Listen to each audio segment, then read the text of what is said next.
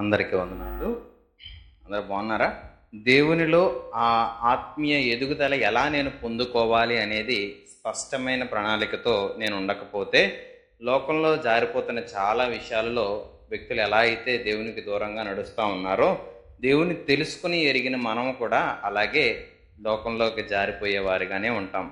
కాబట్టి అలా ఉండకూడదు అని అంటే నేను ఎలా ఎదుగుతున్నాను, ఎంత ఎదిగాను, నా ఎదుగుదల వాక్యానుసారమేనా అని ఇప్పుడు పరిశీలించుకోవాలి. మనం కొద్ది దినాలుగా ఆత్మీయ ఎదుగుదల గురించి నేర్చుకుంటా ఉన్నాం. అందులో మనం చాలా విషయాలు ఏం చేయకూడదు అనేవి చాలా చూసి నేర్చుకుని గ్రహించాం. ఆ చూసి చాలా విషయాల్లో మనం నేర్చుకున్నాం కాబట్టి మనం అనుమానాలు వదలాలి, ఆశలు వదలాలి, ఆచారాలు వదలాలి, అవకాశాలు వదలాలని నేర్చుకున్నాం. మరి ఎదిగేటప్పుడు ఎలా అనంటే ఎంపిక ఎప్పుడు కూడా మన దగ్గరే ఉంటుంది. నేను ఆ ఎంపిక ఎంచుకున్న దాన్ని బట్టి ఎదగలను. రెండోది, వాక్యానికి ఎప్పుడైతే నేను అవకాశం ఇస్తానో, వాక్యం నాలో పనిచేయడానికి ఎప్పుడైతే నేను అవకాశం ఇచ్చిన వాడిగా మారుతానో, ఆ సంపూర్ణ ప్రవేశం వాక్యం నాలోకి వస్తే అప్పుడు నేను ఎదగడం నాలో ప్రారంభమవుతుంది. మూడోదిగా, నా ఆలోచన కేంద్రం మారాలి.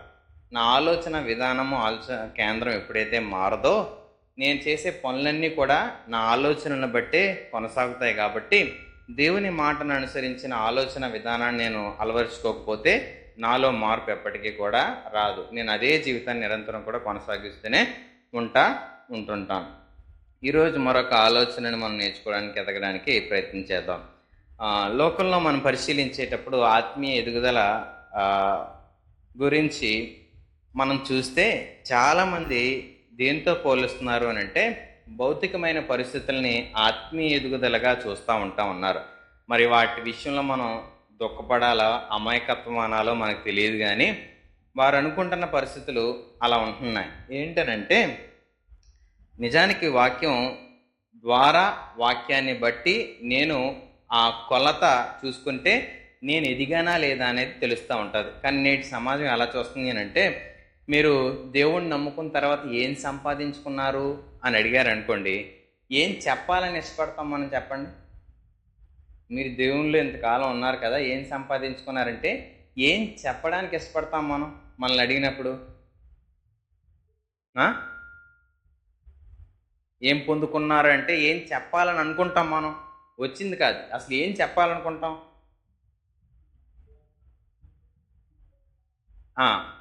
దేవుని నమ్ముకున్న తర్వాత అండి మంచి ఇల్లు కట్టానండి. ఎంత ఇల్లు అంటే అసలు చూస్తే కళ్ళు చెదిరిపోతాయి లోపడంతా. అలా కట్టించాను. దేవుడు విశ్వాసంతో చాలా నమ్మకంగా దేవుడి దగ్గర కనిపెట్టినప్పుడు నాకు ఇల్లు ఇచ్చాడండి అని మాట చెప్తా ఉంటాం. వెంటనే మనకు అనిపిస్తుంది దేవుళ్ళో ఉంటే మనకి ఏమొస్తుందని. ఏమొస్తుంది? మంచి ఇల్లు వస్తుంది. ఇప్పుడు ఫస్ట్ స్టార్టింగ్ వచ్చిన వాళ్ళు చాలామందికి ఇల్లు లేవనుకోండి, ఒకరికి ఇల్లు వచ్చింది అనుకోండి, వాళ్ళు ఆత్మీయంగా ఎదిగినట్టే ఎదగలేనట్ట? ఎదిగినట్టే ఎదగలేనట్ట?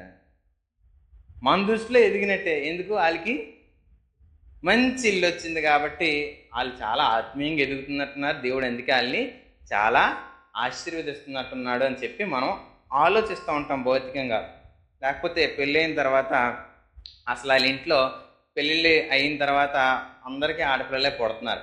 కానీ ఈ ఇంట్లో పెళ్ళి అయిన తర్వాత ఫస్ట్ మగపిల్లాడు పుట్టాడు అనుకోండి, దేవుణ్ణి నమ్ముకున్నారు కాబట్టి ఇంట్లో మగపిల్లాడు పుట్టాడు, కానీ లేకపోతే వీళ్ళు ఆడపిల్లలే. ఈ ఆత్మీయంగా చాలా ఎదిగిపోతున్నారు అని మనం అనుకుంటూ ఉంటాం.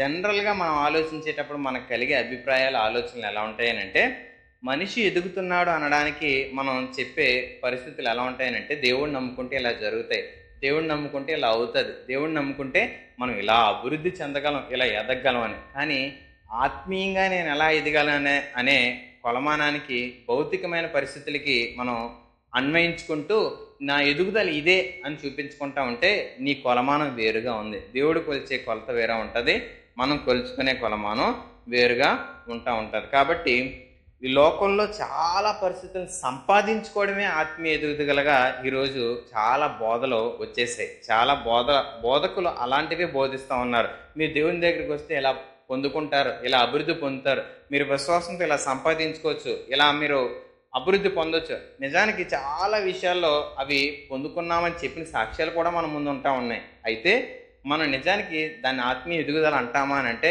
ఎప్పటికీ కూడా కాదు. ఎందుకు అని అంటే దేవుని దగ్గరికి వెళ్ళి చనిపోయిన తర్వాత ఆయన ఎదుట నిలబడినప్పుడు నువ్వు భూమి మీద ఎన్ని ఇల్లు కట్టావు, ఎంత స్థలం సంపాదించావు, ఎంత ఆస్తి కూడబెట్టావు అని అడగడు. కానీ నీ ఆత్మ నా ఎదుట నిందారీతంగా ఉందా లేదా, సిగ్గుపడనక్కర్లేని పనివాడిగా నువ్వు బతికావా లేదా, నీ సాక్ష్యం ఏంటి, నీ మాదిరి ఏంటి, నీ బతుకు ఏంటి అని చెప్పి అడుగుతాడు తప్ప నువ్వు ఎంత సంపాదించావు, ఎంత సమకూర్చావు అని అడగడు. అందుకే అలెగ్జాండర్ చచ్చిపోయేటప్పుడు నా చేతులు బయటకెట్టి నన్ను పోడ్చండి అని చెప్పి చెప్తాడు. ఎందుకు? చచ్చిపోయినప్పుడు నేను ఏది పట్టుకెళ్ళాను, మరి పట్టుకెళ్లాల్సింది ఏంటి, నువ్వు వెళ్తే నీ వెనకాతలు నీ క్రియలు వస్తాయని చెప్పి బైబిల్ చెప్తుంది. కాబట్టి ఆత్మీయంగా నేను ఎదగాలని కోరుకునేటప్పుడు భౌతికంగా భూమి మీద ఏం సంపాదించుకుంటున్నాను, ఎలా సంపాదించుకుంటున్నాను ఆలోచిస్తే ఆత్మీయంగా ఎప్పటికీ ఎదగలేను. కాబట్టి ఆత్మీయ ఎదుగుదలకు కావాల్సింది ఎప్పుడు కూడా మనం ఆలోచించాలి, దృష్టి కలిగి ఉండాలి. ఎందుకు అని అంటే చాలామంది ఎందుకు ఎదగలేకపోతుంటారు అని అంటే వారికి ఆత్మీయ ఎదుగుదల కంటే వారు చెయ్యాలి అనుకుంటున్న తప్పు లేకపోతే ఆ కోరిక నెరవేర్చుకోవడం చాలా ఎక్కువగా ఎంచుకుంటూ ఉంటారు. ఆత్మీయ ఎదుగుదల కంటే ఇది ఎక్కువ వెయిట్ అయిపోతూ ఉంటుంది. ఈరోజు ఆలోచించండి, మనకి ఆత్మీయ ఎదగాలనే తృష్ణ కోరిక ఎక్కువ, నీ ఆశలు కోరికలు తీర్చుకోవాలనే ఆశ ఎక్కువ. ఎడం చేతి దగ్గర ఉన్నారా, కుడి చేతి దగ్గర ఉన్నారా? ఎడం చెయ్య ఆత్మీయ ఎదుగుదల, కుడి చెయ్య మన ఎదుగుదల, మనకు కావాల్సిన మనం కోరుకుంటున్న ఎదుగుదల. ఏది పైకి లేపమంటారు చెప్పండి, దేవుడు అది మీకు ఇచ్చేస్తాడు. కుడి చెయ్య ఎడం చెయ్య?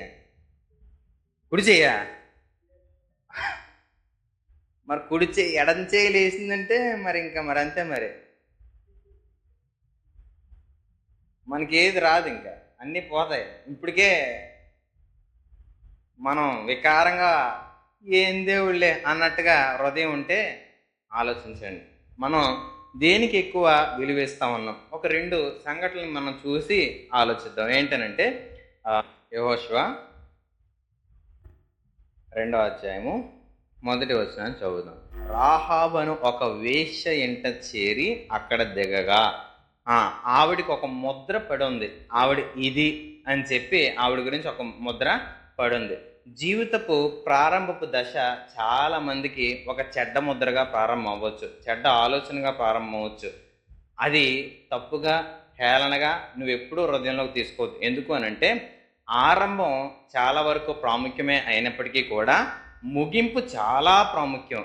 మొదటి దశ ప్రాముఖ్యమే అయినప్పటికీ కూడా అంతము చాలా విలువైందిగా మనం ఎంచడానికి ప్రయత్నం చేయాలి. ఎందుకు అనంటే ఈవిడ గురించి లోకమంతా ఒక ముద్ర వేసినప్పటికీ కూడా ఈమె బతుకుకి ఎంత వ్యత్యాసం కలిగిందంటే ఈవిడ ఆఖరి దశ 6వ అధ్యాయం 24వ వచనం దగ్గరికి వచ్చినప్పుడు అప్పుడు వారు ఆ పట్టణమును దానిలోని సమస్తమును అగ్ని చేత కాల్చివేసిరి. ఏ పట్టణాన్ని అయితే వేగులు వారు చూడడానికి వచ్చారో యెహోషువ పంపించాడో ఆ పట్టణంలో ఉంటున్న రాహాబ్ అనే వేశ్య కూడా ఉన్నది. అయితే ఆ ఊరంతా తగలబడిపోయింది. 25వ వచనంలో ఏం చెప్తుంది అంటే రాహాబు అన్న వేశ్య ఎరుకోను వేగు చూచుటకు యెహోషువ పంపిన దూతలను దాచిపెట్టి ఉండను గనుక అతడు ఆమెను ఆమె తండ్రి ఇంటి వారిని ఆమెకు కలిగిన వారిని అందరినీ బ్రతుకనిచ్చెను అని చెప్పి చదువుతూ ఉంటాం. మరొక విషయం ఏంటంటే ఆవిడ 9వ వచనం 2వ అధ్యాయంలో ఏమని అన్నది అంటే యెహోవా ఈ దేశమును మీకు ఇచ్చుచున్నాడనియు మీ వలన మాకు భయం పుట్టుననియు మీ భయం వలన ఈ దేశ నివాసులందరికీ ధైర్యము చెరుననియు నేను ఎరుగుదును అని చెప్తా ఉంది. ఆలోచించండి, ఆమె చేస్తున్న పని లోకానికి అసహ్యకరమైంది, ఎవరో కోరుకోదగినది కూడా కానిది, ఎవరు చూసినా దూరం పెట్టేది. అలాంటి వ్యక్తి చేస్తున్న పని తప్పే కానీ హృదయంలో దేవుని గురించిన కాంక్ష చావలే, దేవుడంటే ప్రేమ చావలేదు. దేవుడికి దగ్గరగా ఉందా, మళ్ళీ రోజు మందిరంకి వస్తుందా, బైబిల్ పట్టుకుందా, లేకపోతే సేవకులు బోధించే వారు ఉన్నారా? ఎవ్వరూ ఆవిడ దగ్గర లేరు. కానీ ఆవిడ హృదయం దేవుడి దగ్గరగా ఉంది. ఆలోచించండి, ఆ పట్టణం అంతా కూడా తగలబడింది, కానీ ఆమె కుటుంబం కూడా బ్రతకనివ్వడం మనం చూడగలుగుతాం. ఈరోజు ఆలోచిస్తే మనం ఎక్కడో బతకొచ్చు, ఎక్కడో జీవించవచ్చు, దేవునికి దగ్గరగా లేననే దుఃఖం మనకు ఉండొచ్చు, దేవుని సన్నిధి అనుభవించలేకపోతాననే బాధ ఉండొచ్చు. కానీ మనం దేవునికి దగ్గరగా ఏ ప్రదేశంలో ఉన్నా ఉండగలం. దేవునికి దూరంగా మనం ఉంటున్నామనే బాధపడాల్సిన అవసరం లేదు. కానీ దేవునితో సహవాసం కలిగి ఉన్నామా లేదా, దేవునితో జీవనం కలిగి ఉన్నామా లేదా, దేవుడు కోరుకుంటున్న విధానంలో బతుకుతున్నామా లేదా అనేది మనం ఎప్పుడైతే ఆలోచన కలిగి ఉంటామో ఆత్మీయంగా ఎదగడం మనలో ప్రారంభమవుతుంది. నీ ప్రారంభపు దశ చాలా అసహ్యకరంగా మారచ్చు. ఇప్పుడు మనం మన మన జీవితంలో మన హృదయం మన మీద నిందారోపణ చేసి నువ్వేం బతుకుతున్నావు, అసలు దేవుడు అంటే నీకు తెలుసా, దేవుడు అంటే నువ్వు కోరుకుంటున్న విధానంలో నువ్వు ఉంటున్నావా, నీ హృదయం దేవునికి ఇష్టంగా మారిందా, అసలు నీ ఆలోచన విధానమే మారలేదు, ఇంక నువ్వేం ఎదుగుతావు అని మన మనస్సు మనతో చెప్పొచ్చు.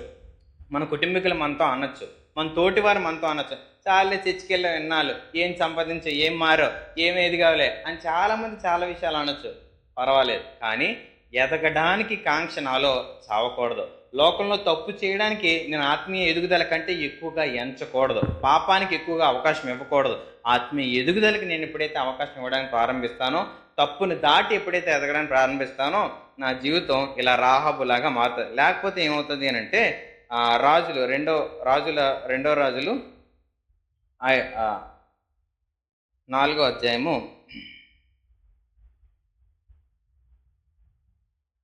14వ వచనం చదివితే, ఎలీషా ఆమె నేనేమి చేయకూరుచున్నదని వారిని అడుగా, గెహాజీ ఆమె కుమారుడు లేడు, ఆమె పెనిమిటి ముసలివాడని అతనితో చెప్పాను. ఇక్కడ ఇద్దరు వ్యక్తులు కనబడుతున్నారు. ఎవరెవరంటే ఎలీషా ఒకరు, గెహాజీ ఒకరు. ఎలీషా చాలా గొప్ప గొప్ప కార్యాలు చేసిన గొప్ప దైవజనుడు, దేవుని చేత ఎన్నిక చేయబడిన ఒక వ్యక్తి అని మనం చెప్పొచ్చు. ప్రవక్తగా కూడా ఉండట మనం చూడగలుగుతాం చదివినప్పుడు. అయితే అలాంటి వ్యక్తి దగ్గర ఎవరున్నారు? గెహాజీ ఉన్నాడు. 5వ అధ్యాయము 27వ వచనం చదివితే ఏమని ఉన్నది అంటే, కాబట్టి నయమాను నాకు కలిగిన కుష్టు నీకును నీ సంతతికి సర్వకాలము అంటియుండునని చెప్పగా, వాడు మంచు వలె తెల్లనైన కుష్ఠం కలిగి ఎలీషా ఎదుట నుండి బయటికి వెళ్ళెను. ఆలోచించండి, దైవజనుడు పక్కనుంటూ కూడా గెహాజీ సంపాదించుకుంది, అతని కుటుంబం సంపాదించుకుంది ఏంటనంటే కుష్ఠరోగం సంపాదించుకున్నారు. వేశ్యాన్ని ముద్ర వేయబడి దేవుని ప్రజల నుంచి, దేవుని సంఘపు పరిస్థితుల నుంచి దూరంగా బతుకుతున్న రాహాబు ఆమె కుటుంబం కూడా బ్రతకడానికి అవకాశం సంపాదించుకుంది. ఈరోజు మందిరానికి వస్తున్న మనము బతకడానికి వస్తున్నామా, లోకంలో పోయి చనిపోవడానికి వెళ్ళడానికి మందిరంలోకి వస్తున్నామా? ఈరోజు చర్చికి వచ్చినంత మాత్రాన, బైబిల్ పట్టుకొని తిరిగినంత మాత్రాన, వాక్యం చదివేసినంత మాత్రాన, లేకపోతే ఉపవాసం ఉన్నంత మాత్రాన, కమ్యూన్లో పాల్గొన్నంత మాత్రాన ఈరోజు నువ్వు బతుకుతానని గ్యారంటీ రావాలి అని అంటే, నీ బ్రతుకు దేవుని మాటకు అనుగుణంగా మారకపోతే, దేవుని మాటకు నా హృదయంలో స్థానం ఇవ్వకపోతే, దేవుని మాటకు నేను ఎదగడానికి తృష్ణ కోరిక కలిగి లేకపోతే నేను ఆత్మీయంగా ఎదగలేను. ఏ రోజు కూడా దేవుని కోరుకున్న స్థానాన్ని నేను సంపాదించుకోను లేను. కాబట్టి ఈరోజు ఇందాక మన కీర్తనలో ఆలోచించినట్టు దావీదు కోరుకోవడం అని అంటే, అప్పటికే చాలామంది సైనికులు ఉన్నారు, బలమైన జనాంగం ఉన్నారు, గొప్ప గొప్ప మనుషులు ఉన్నారు, శూరులు ఉన్నారు, యుద్ధ నైపుణ్యం కలిగిన వారు ఉన్నారు. కానీ ఒక వ్యక్తిని కోరుకోవడానికి దేవుడు ఎందుకు ఇష్టపడ్డాడు అని అంటే, అతడు దేవుడు ఏం చెప్తే అది చేయడానికి ఇష్టపడేవాడు. దేవుని హృదయాన్ని ఏం కోరుకుంటుందో దాన్ని నెరవేర్చడానికి ఇష్టపడుతున్న వ్యక్తి. ఈరోజు ఆలోచించండి, ఈరోజు మనం దేవుని ఇష్టమైన పనులు చేయడానికి ఇష్టపడుతూ ఉంటాం, కానీ ఆయనకి ఇష్టమైన మన హృదయాన్ని ఇవ్వడానికి చాలామంది ఇష్టపడరు. ఆయనకి ఇష్టమైన పనులు చాలా చేస్తాం, ఆయనకు నచ్చిందని చాలా విషయాల్లో మనం మన బలాన్ని, ఆలోచన అన్నీ ఉపయోగిస్తాం. మనల్ని ఉపయోగించుకోవడానికి ఎక్కడ మనం ప్రయత్నం చెయ్యం. ఈరోజు నువ్వు ఎదగాలని దేవుడు కోరుకుంటా ఉన్నాడు. నీ ద్వారా అనేకులు అభివృద్ధి పొందొచ్చు, నువ్వు ఇచ్చే కానుక బట్టి సేవకులు అభివృద్ధి పొందొచ్చు, నువ్వు చేసే ప్రార్థన బట్టి వారికి ఆబ్దులు రావచ్చు. కానీ నీ హృదయం ఫలవంతంగా మారాలి అని అంటే నువ్వు దేవునికి, వాక్యానికి, ఆయన ఆలోచనకి నీ హృదయంలో ఏ స్థానం ఇచ్చో, ఎలా ఎదుగుతున్నావు అనేది దేవుడు కోరుకుంటాడు. కాబట్టి దానికి నువ్వు ఎలా ఎదుగుతున్నావు అనేది ఎప్పుడూ కూడా ప్రయత్నం చేస్తూ ఉండాలి. చాయిస్ ఎప్పుడు మందే, ఎంపిక ఎప్పుడు మందే. ఎదగాలని ఆలోచన మనలో ఉంటే ఎదుగుతాం, లేదు అని అంటే ఎప్పటికీ కూడా పడిపోతూ ఉంటాం. ఒకసారి నేను ఒక చిన్న సంఘటన చేస్తూ ఉంటే నాకు మంచి దేవుడు ఆలోచన ఇచ్చాడు. ఏంటనంటే, ఒక చిన్న పిల్లాడు, అలాంటి పిల్లాడు ఉన్నాడు. తన పేరేంటి? యోగేష్ ఉన్నాడు. యోగేష్ లాంటి పిల్లాడు నా దగ్గరికి వచ్చి ఆడుతూ ఉంటే సరదాగా నేనేం చేశానంటే, నెత్తి మీద ఇలా తోస్తే ఇలా కింద పడ్డాడు. కింద పడి మళ్ళీ నిల్చున్నాడు. నిల్చుంటే మళ్ళీ నేను ఇలా తోసాను, మళ్ళీ కింద పడ్డాడు. ఈరోజు ఆడ రెండోసారి మళ్ళీ పడి మళ్ళీ లేచిన తర్వాత నాకు కొంచెం దూరం జరిగాడు. ఎందుకు? ఈడు నన్ను కింద పడేస్తున్నాడు, నెత్తి మీద తోసి అని చెప్పి కొంచెం దూరంగా జరిగాడు. నేను కొంచెం చెయ్యేసి మళ్ళీ అలా అన్నాను, మళ్ళీ ఆడు కింద పడ్డాడు. మళ్ళీ లేచి నాకు అసలు ఎందుకు, నేను ఎంత ఉన్నాను, ఆడు ఎంత ఉన్నాడు, నన్ను ఏం అనలేడు. ఇప్పుడు ఏం చేయాలి ఆడికి తెలియక ఇంకొంచెం దూరం జరిగాడు. నేను మళ్ళీ చేసి ఇలా తోసాను, ఆడు మళ్ళీ కింద పడ్డాడు. ఈసారి లాభం లేదని ఇంకొంచెం దూరం జరిగాడు. ఆడు అలా దూరం దూరం పెంచుతున్నాడు. దేనికి దూరం పెంచుతున్నాడు చెప్పండి?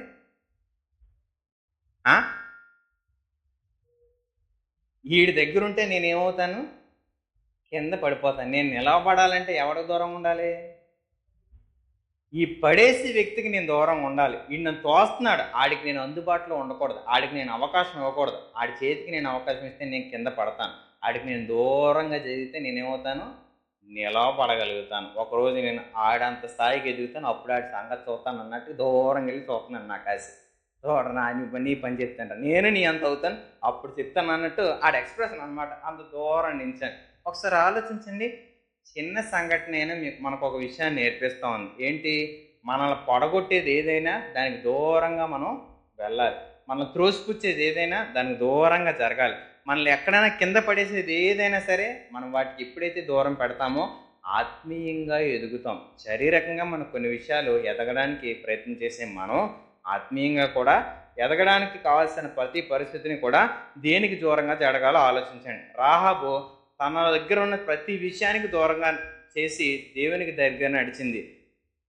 గెహజీ దేవుణ్ణి దూరం చేసి అన్నీ కావాలనుకున్నాడు. మిగిలింది ఏంటో మనం చదువుకున్నాం. ఈరోజు ఆలోచించండి, ఆత్మీయంగా ఎదగాలి అని అంటే దేన్ని దూరపరచాలి, దేనికి దగ్గరగా నడవాలి. మనం వేటిని దగ్గరగా తీసుకుంటున్నాం? దేవుని దూరంగా ఉంటున్నామా, దేవుని దగ్గరగా తీసుకుంటున్నామా? ఆలోచించండి. హెబ్రీయులకు రాసిన పత్రిక 5వ అధ్యాయము 12వ వచనం చదివితే మనం దేవుడు ఏం కోరుకుంటున్నాడు అని అంటే, చాలా విషయాల్లో లోకం అనుకుంటుంది, లోకంలో మనం ఎదుర్కొనే పరిస్థితులు మనకేమనిపిస్తుంది అని అంటే, నేను నిలబడాలనే ఆశ కలిగి ఉన్నాను, బతకాలనే ఆశ కలిగి ఉన్నాను, కానీ ఏం చేస్తాను? పడిపోతున్నాను. అయినా పడినా లేవాలి, పడినా తిరిగి లేవాలి.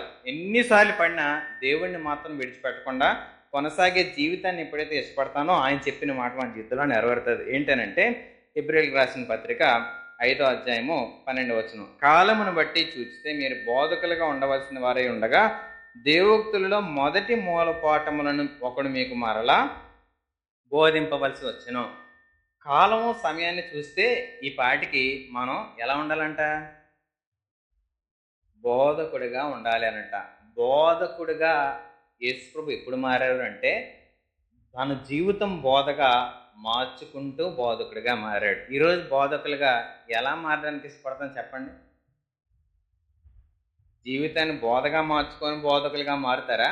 బోధకులుగా మారడానికి ఇష్టపడతామా? మైక్ అంటే చాలా ఇష్టం చాలా మందికి. అదేంటో మాకు చాలా భయం వేస్తుంటుంది మైక్ దగ్గర రావాలంటే. ఎందుకు అని అంటే, ఎందుకు మైక్ దగ్గర నుంచి వాళ్ళకి ఎన్ని తీర్పులు? 2 తీర్పులు. ఒక దెబ్బకి ఇష్టపడతారు, 2 దెబ్బలకు ఇష్టపడతారా? ఒక దెబ్బ చాలండి అని అనుకుంటాం, 2 దెబ్బలు కాయడానికి ఎప్పుడు ఇష్టపడరు. అలాంటిది దేవుని మాటని బోధని బోధకులుగా మన జీవితాన్ని బోధగా మార్చుకొని బోధ చేయడానికి మనం ఎప్పుడు ఇష్టపడేవారుగా ఉండాలి. కాలాన్ని బట్టి చూస్తే మనం ఎంత ఎదగాలని దేవుడు ఆశపడ్డాడో, కానీ అక్కడ జనాంగం ఎలా ఉన్నారంట? ఎందుకంటే పై వచనంలో అంటాడు, ఇతను గూర్చి మేము చెప్పాలనుకున్న సంగతులు చాలా ఉన్నాయి కానీ గ్రహించడానికి మీరు ఎదగలేదు అని పౌలు దుఃఖపడ్డం మనం చూస్తూ ఉంటాం. అంటే మన ఎదుగుదలను కాంక్షించే చాలా విషయాల్లో దేవుడు ఎదురు చూస్తూ ఉన్నా మనం వేటినో ఆశపడుతూ ఎదగలేని వారిగానే ఉన్నాం. 13వ వచనం చదివితే 5వ అధ్యాయము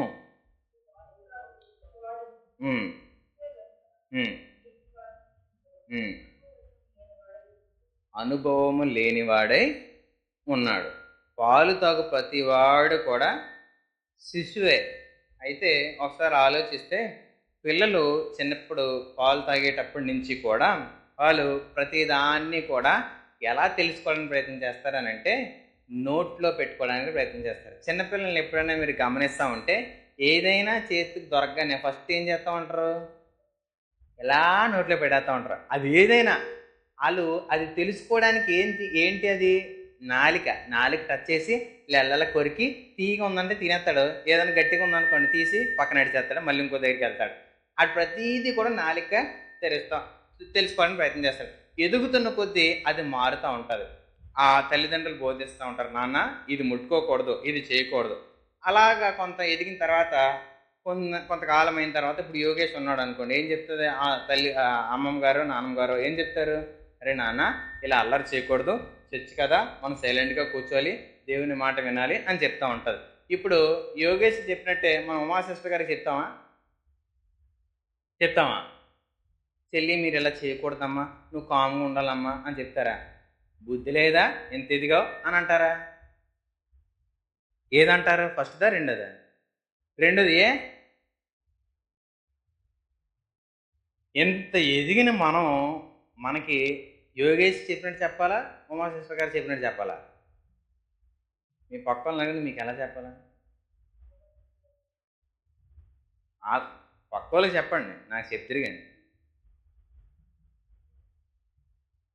ఎలా చెప్పాలి? మనకి కొంచెం బొజ్జగించినట్టు చెప్తే మాకు బాగుంటుంది. అంతేపు కొట్టేసినట్టు చెప్తే, తిట్టేసినట్టు చెప్తే మాకు నచ్చినట్టు చెప్పాలి. కానీ నువ్వేం కూసివి కాదు, పిల్లోడు కాదు, నువ్వు ఎదిగిన వయస్సు కలిగిన వాడు, అభివృద్ధి చెందావని దేవుడు అనుకుంటున్నాడు. నేను ఎదగాలని దేవుడు లేవనెత్తానని ఆశపడతా ఉంటే నాకు ఇలా చెప్తే బాగును, అలా చెప్తే బాగును. దేవుడు చెప్పాలనుకుంటే ప్రేమయుక్తమైన మాటలతో ఇంకా మనతో మాట్లాడుతున్నాడు. ఆయన కోపము మనుషులు తాళగలడా? ఆయన ఎదుట ఎవరైనా నిలవగలిగిన వారు ఉన్నారా?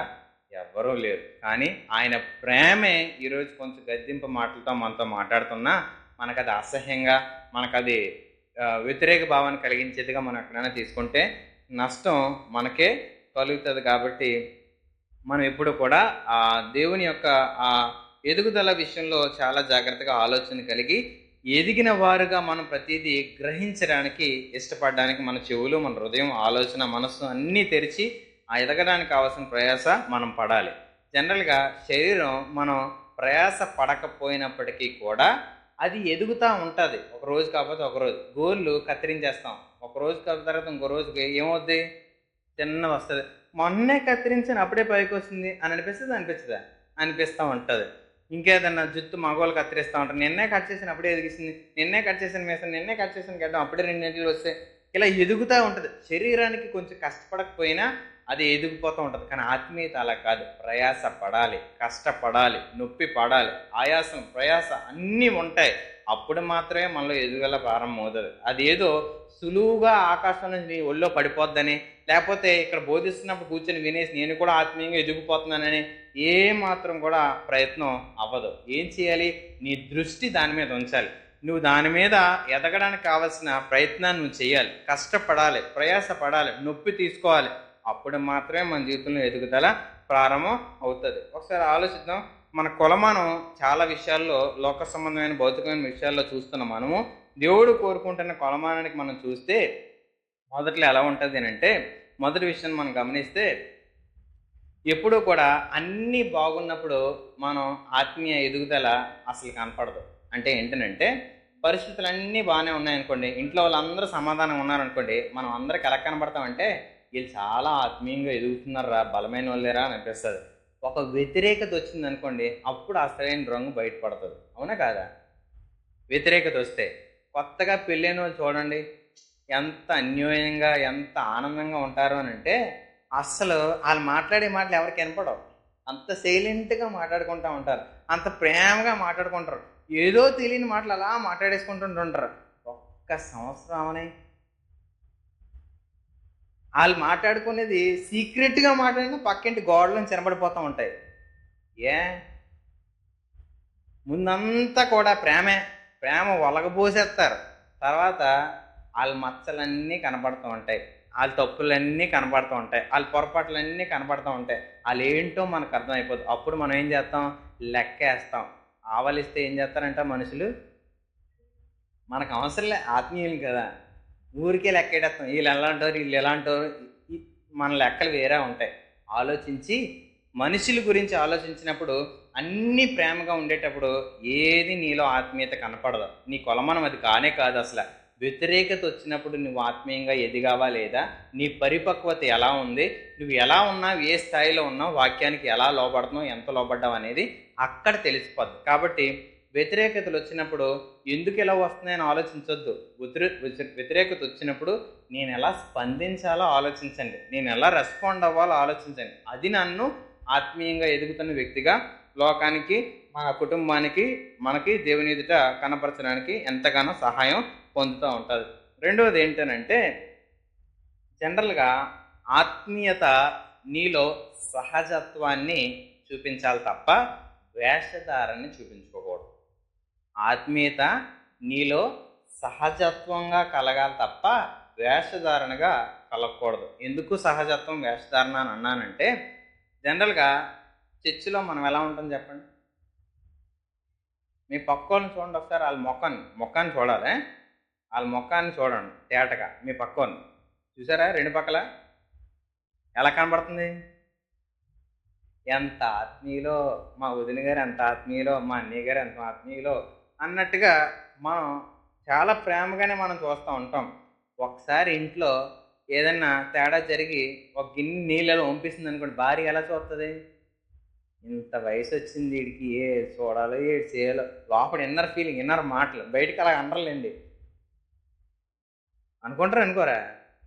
ఎంత ఎదిగాడు వీడికి, ఇది తెలియదు, మరి ఏడు శాతం ఇలాగ లోకం వెళ్ళిపోతుంది, నా జీవితం ఇలాగ అయిపోయింది, ఎన్నో రకాల మాటలు మాట్లాడుతూ ఉంటాం. ఆత్మీయత సహజత్వాన్ని చూపిస్తూ ఉంటుంది. మేలు జరిగినా కీడు జరిగినా ఏం జరిగినా సరే. మొన్న మేము పనిచేసేటప్పుడు ఎర్ర చీమలు ఉంటాయి కదా, దాన్ని ఏమంటారు?